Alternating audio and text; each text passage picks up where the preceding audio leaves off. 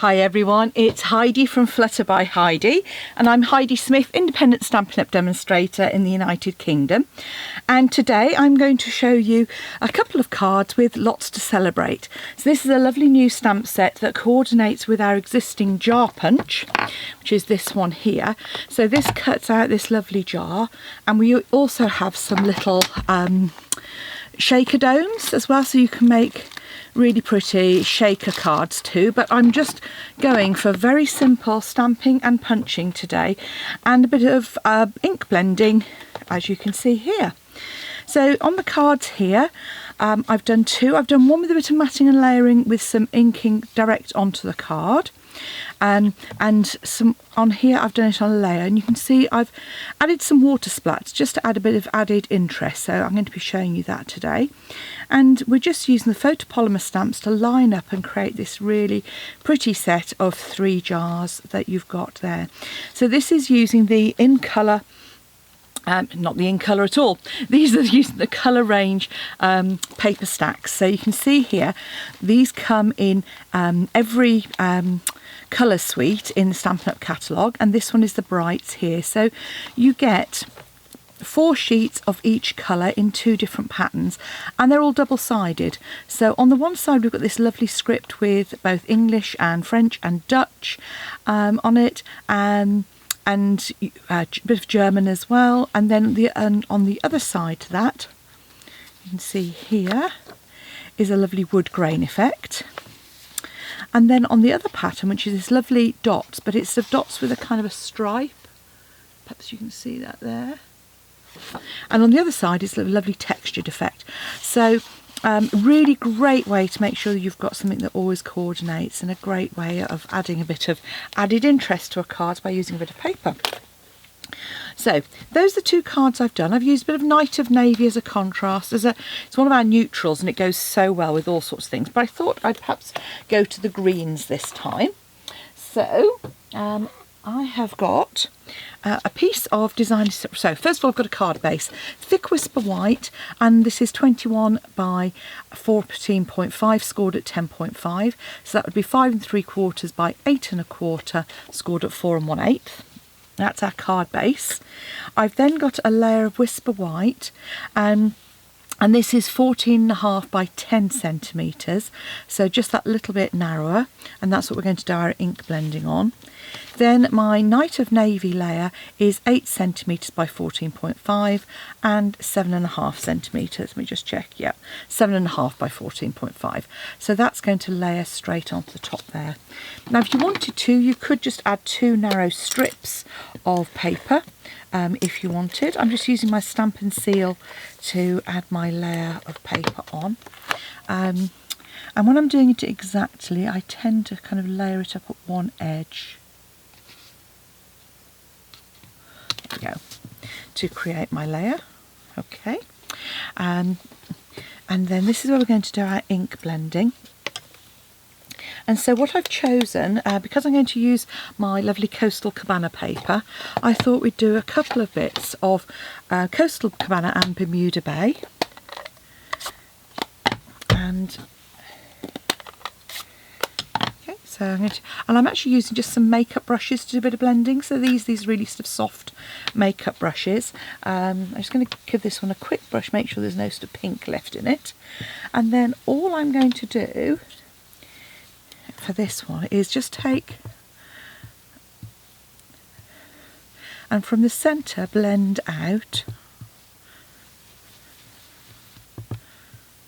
because that's going to be covered up. So I'm just sort of adding. Now if all of that was going to be visible, then what I'd be doing is I'd be blending off, or using something like a silicone mat to kind of do that initial blending. So what I've done is just kind of done a fairly sort of a rough layer there of our Coastal Cabana, and then I'm going to come in. I just got a slightly smaller brush, a bit of Bermuda Bay, and just add some Bermuda Bay, some accents.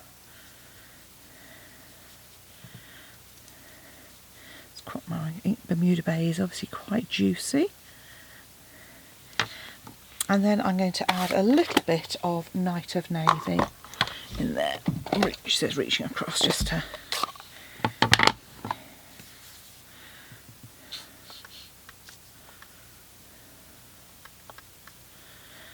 So it's not particularly well blended at the moment, but you'll see just any areas that are a little bit light, I'm just coming in with a bit of that blue.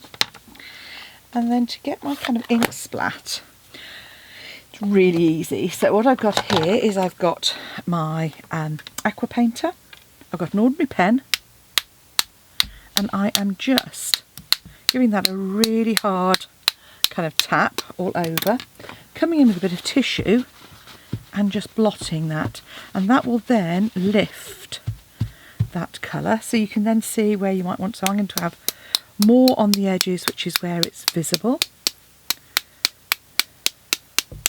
and this is why I'm doing it on a layer rather than direct onto the card if it's the first time you're doing this, because you don't want to get all of your card sort of saturated. But you see that creates a kind of just a bit of fun sort of almost like a paint splatter.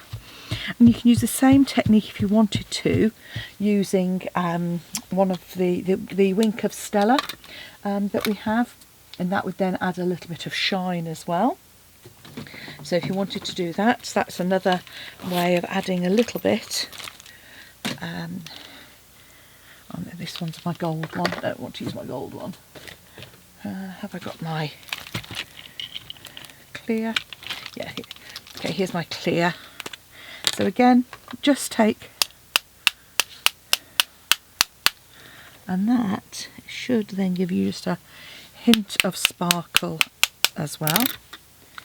I love these kind of greens, they're some of my favourite colours. So I'm just going to pop that to one side to dry, and while that's drying we can do some stamping.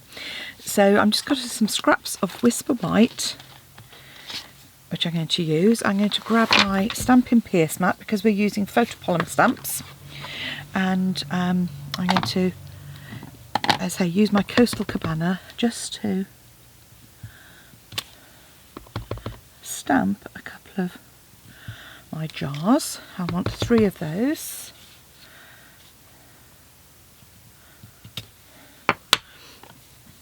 Then I found the easiest way with this was to come in with my little strings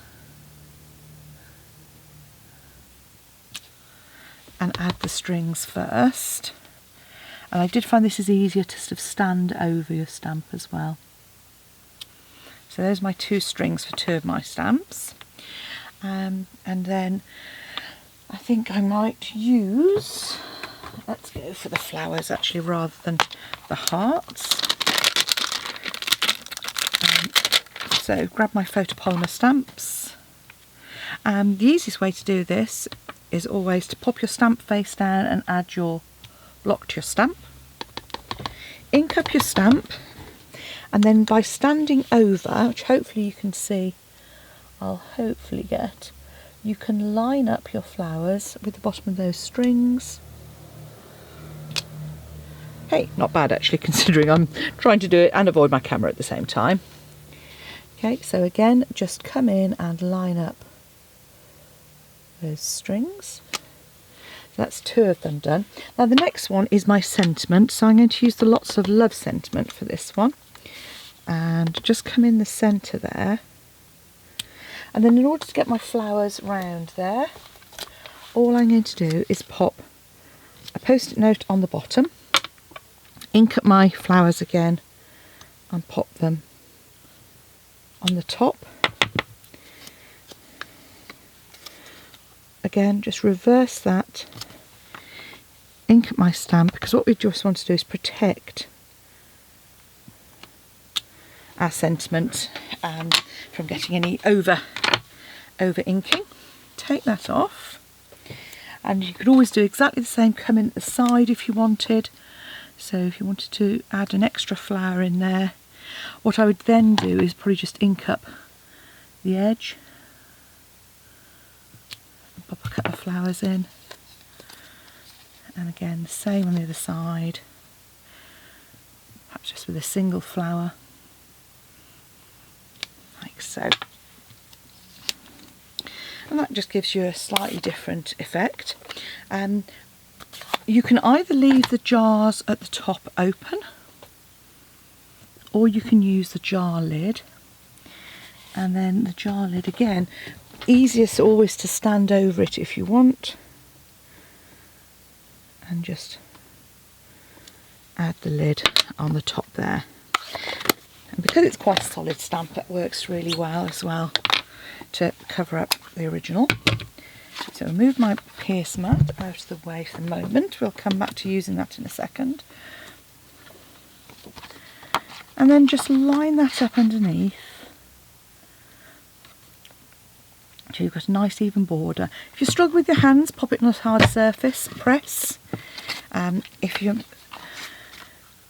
Oh, that one, I might need to redo that one. I made a bit of a mess of it. Bit of an ink splat. Probably inky fingers.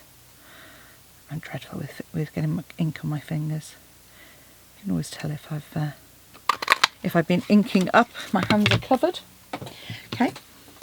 Now what I now do is I like to shape these to give them a little bit more realism, and just by popping them onto a Stampin' Pierce mat and just use your bone folder, but in a side to side way, so you're just curving,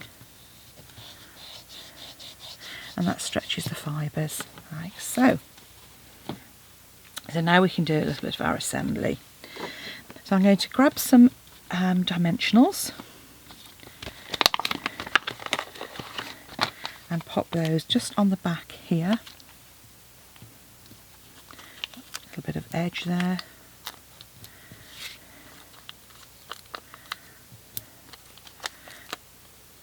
That's going to, and I'm going to pop this straight onto my card base. So with Stampin' Seal, just remember, nice and easy, just a break at the end by I'm just kind of almost like sort of turning it just to break that glue. Just throw my card base on the floor. So I'm going to add my coloured layer onto my card base, and you can possibly see the little bit of shimmer I've got on there. Then I'm going to add, just take those dimensional backs off and line that up. Just make sure you've got the writing, and now I'm deliberately sort of allowing this to go down towards the bottom of the card with a narrow layer and allowing a bigger layer at the top. And then just a couple of dimensionals on the back of each of my jars.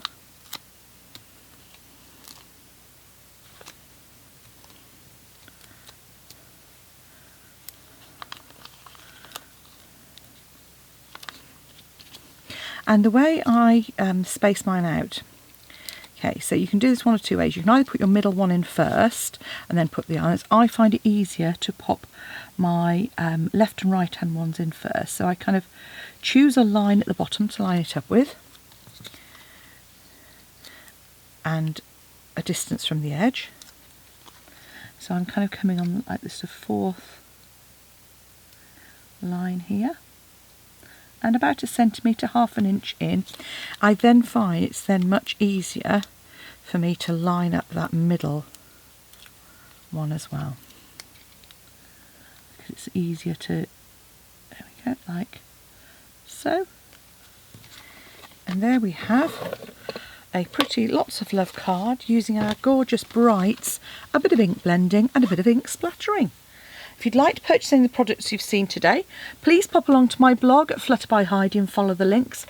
Alternatively, pop along direct to my Stampin' Up shop at heidismith.stampinup.net.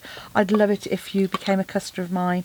You know, I really enjoy sharing things, and it obviously helps me to carry on creating these videos. Thank you for watching, and see you again soon. Bye bye.